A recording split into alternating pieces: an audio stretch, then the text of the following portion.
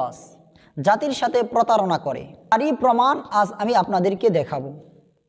অতএব ধৈর্য সহকারে ভিডিওটি দেখুন, আর ডিসক্রিপশনে অবশ্যই এর দলিল থাকবে। আসুন আগে আব্দুল্লাহ বিন আব্দুর রাজ্জাক ফেতনাবাসের বক্তব্য আমি আপনাদেরকে শোনাই। তারাবির সালাত কয় রাকাত আদায় করবেন, এই বিষয়ে আমাদের দেশে বহু বিতর্ক হয়। আমি একটি হাদিসের সূক্ষ্ম দিক আপনাদেরকে বলে যাব। ওই সূক্ষ্ম দিক যদি মাথায় থাকে তাহলে আপনার সামনে আর কোনোদিন অভিযোগ আসবে না। সেই সূক্ষ্ম দিকটা কি? আয়েশা রাদিয়াল্লাহু তাআলা আনহা বলছেন, লা ইয়াসিদুন নবী সাল্লাল্লাহু আলাইহি ওয়াসাল্লাম 11 রাকাতিন ফি রমাদান ওয়ালা ফি গায়রি। আল্লাহর রাসূল রমাজান এবং রমাজানের বাইরে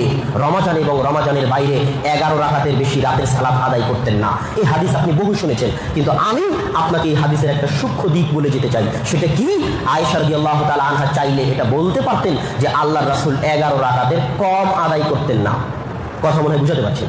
আয়েশা রাদিয়াল্লাহু তাআলা আনহা চাইলে বলতে পারতেন যে আল্লাহর রাসূল 11 রাকাতের কম আদায় করতেন না, সর্বনিম্ন 11